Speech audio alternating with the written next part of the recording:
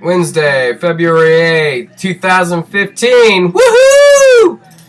Hey, so I've been kind of thinking about the differences between living in California or living in Utah.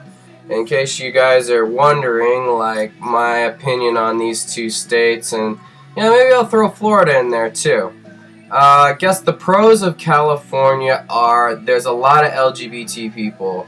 A lot of people you can date, a lot of fun things to do. You can go to the ocean, a lot of amusement parks. There's SeaWorld, and you go up to LA, you got Six Flags, which I'd like to visit. I haven't visited there, but I visited there's like the San Diego Zoo, and SeaWorld was awesome.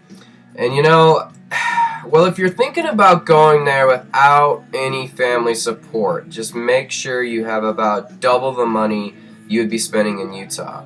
Because just expect that, a decent place is going to run you like $850 a month. And then you got security deposits, which you most likely won't get back. And just expect that it's a fairly lawless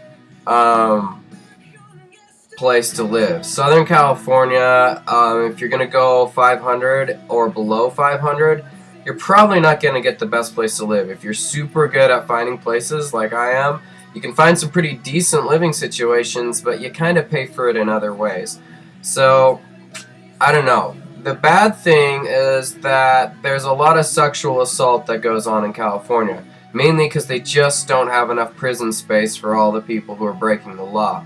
A lot of partying, a lot of drinking, a lot of use of marijuana. Just kind of everyone's on weed, and and that's not a bad thing if you've got a doctor's prescription, a 420 card. But a lot of the people I knew just kind of like get high, and so basically don't drive late at night because everyone comes out of the bars and clogs up San Diego. And you have to just watch out for crazy drivers and things like that. So if you've got at least $850, you're gonna do pretty good. If you got more than that, you'll have a decent place. You just have to stay in. Kind of my friend said this. It sounds a little bad, but stay in rich, white areas, meaning people who have an education. You're paying more money, and everything's fairly segregated in California. You've got different areas for different groups of people. Now, if you're LGBT, the awesomest thing is they have this place called Hillcrest, and it's just basically a gay city.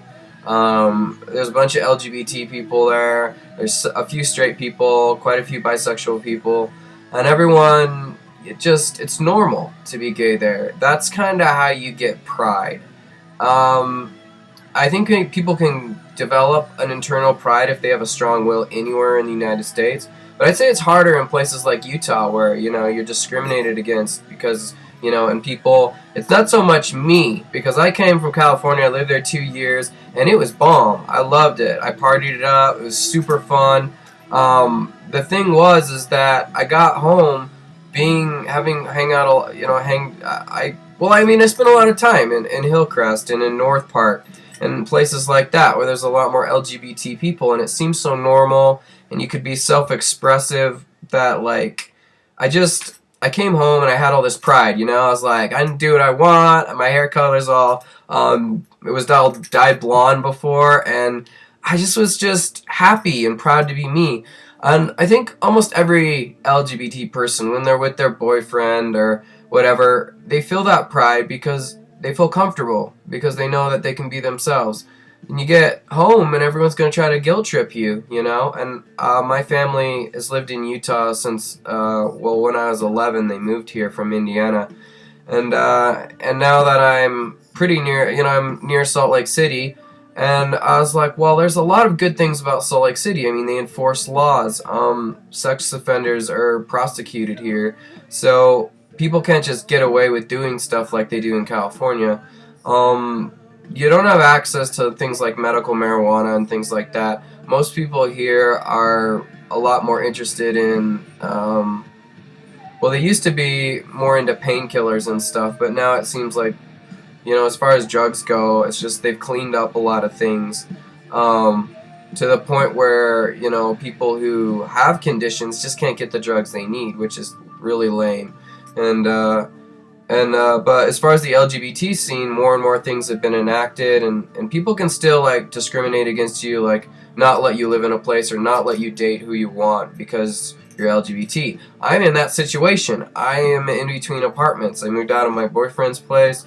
I decided to come home for a little bit, and I'm saving a ton of money, but, you know, they're like, oh, you can't invite guys over, you know, you can't do anything basically that goes against the Mormon code of conduct, and they call that the word of wisdom.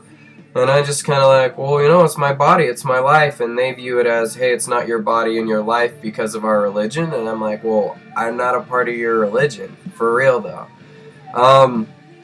The pros of Utah are pretty big though. I mean, it's a clean city. I mean, other than there is some inversion and some pollution in the city itself, but if you live outside the city, and you know, where there's a lot of trees and there's a lot of beautiful places to go, tons of national parks, lots of forests. So if you like to swim in lakes, and you like the high Uintas, and you like to do snowboarding and skiing and hiking and anything to do with that, you know, Utah is a bomb place to live. People are really cool. There's this cool place called Squatters. It's a brewery, and they make killer barbecue pizza. It's like so freaking good. And so, like, I don't regret coming back to Utah at all. I mean, we had a really light winter, and that was nice. And of course, I'm on Marinol, and so that always helps. That makes me happy.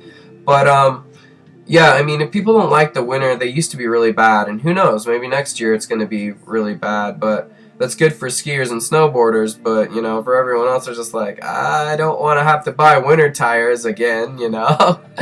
So. They have 4 seasons, which is cool. Camping is bomb. You just have to put up with a lot of that LDS mentality of, hey, you know, you're a sinner because you're not just like us kind of thing, which is really lame. In California, you don't get as much of that. But the nice thing is, in Utah, you stand out.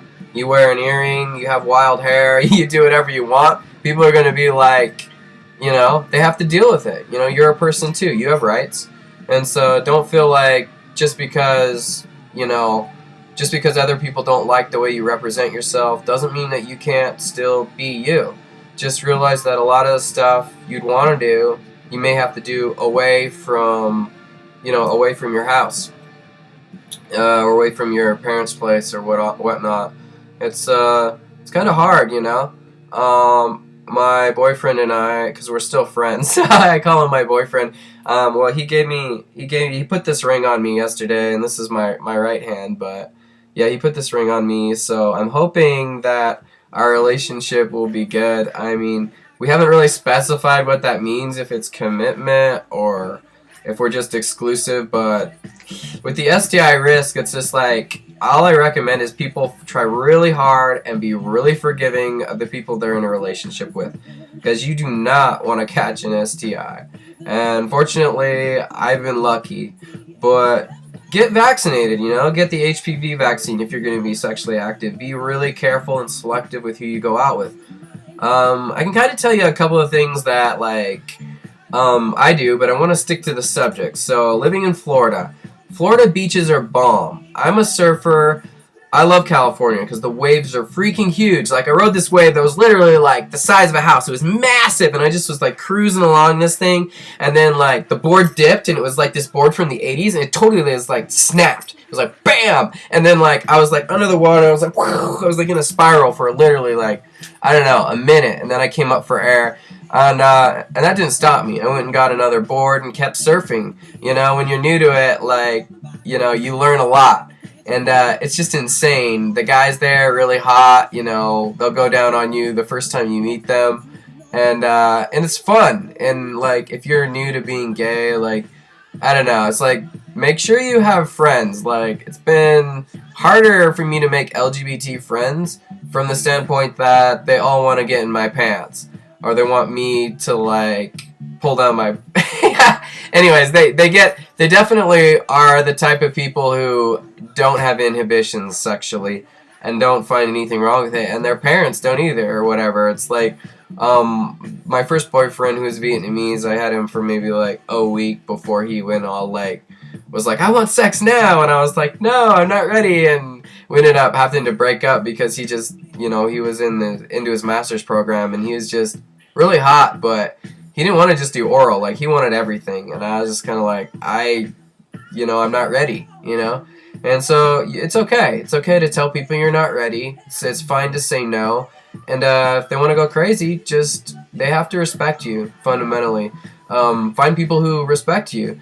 But just know that they don't really prosecute sex offenders in California at all. And my first boyfriend wasn't. I'm just putting that out there. But I'm just saying, like, think about, like, what you do before you do it. And make sure you're vaccinated. Make sure you use protection. All that good stuff. And if you're the type of guy who can wait for marriage, I wish you luck in the gay community, because I do not know of anyone who has been able to be celibate until they're married and then get married. I have one person who claimed it, but I don't believe him. So just realize when you're getting into the gay community, they're gonna like totally want you to, open up, and be able to get rid of a lot of those things that, a lot of them are agnostic or atheists just from the standpoint they don't feel accepted. That's why I wanted to help bring some light back into the gay community, and I created, the Church of, the Truth Behind All Truths, because I wanted people to see that dogmas are there, but what underlies all these dogmas and these beliefs? There's this vein of spirituality, and you may find a lot more peace and comfort in stuff like astrology and stuff that's not so tightly controlled. Because the thing is if you don't feel accepted, then you're not going to keep going to like some weird church or whatever. You're just kind of like, well, later, bro. And that's what I had to do. I was just like, later, guys. It's not for me because of my sexual orientation, and I was validated by deity. I was like, yeah, this is the way I am. Now, if you go to Florida, their beaches are the most beautiful beaches, I think, in the U.S. Of course, I haven't been to Hawaii. Hawaii probably tops everything as far as beauty and surfing, but it's very expensive to live. I think it's like $6 for a gallon of milk or something. And I don't drink milk though. I drink coconut milk, so not cow's milk. But I kind of want people to get out of the mindset like they're limited to wherever they're at. Because the thing is when you're young and wild and free, you're in your 20s. As long as you can make enough money or find a way to get money, then go and live where you're going to be happiest. Like, there's no point in making yourself miserable by living in a place that just discriminates against you too much. And even if they're old friends or whatever, family, sometimes you just gotta cut people out of your life or just let them do their thing, and, you either have to keep forgiving them for not respecting you, or you're gonna have to just kind of like just not engage. And I mean, that's something I'm learning, because I'm like way freaking outgoing. I'm like, well, if you're not gonna accept me, then it's like just want to like flip them off and be like, yeah, if you're watching this video, that's right, this is my life, get out of it. You know what I mean? So it's like, if people are chill like you guys and they just be like, yeah, live how you want, you don't have to get in people's face or anything, but sometimes people need that. They need somebody to come across very hard and strong and say, no, you're wrong. I'm protected by the laws of this country. And, you can't really do that sometimes with parents or people you're living with, because it's like you need their financial support. But sometimes other people who are just irrelevant in your life, you should just focus on the people that are going to make you happiest. If that's your boyfriend, if you need to date around, find people who are going to like accept you, And so I don't know. So Florida is really cool. They've got some casinos, and they have a lot of really cool things. I haven't been to any of the casinos, but I know they have free food. And then there's a lot of beautiful beaches you can go swimming at. There's the Florida Keys, which I haven't spent a ton of time in, but they have like key lime pie, really good key lime pie. And look into Florida, because it's beautiful and it's a little bit less expensive to live there. But whatever you do, Like, don't be afraid to be you, you know? I mean, like, people aren't going to understand it, but they're not supposed to because they're just not going to be like you.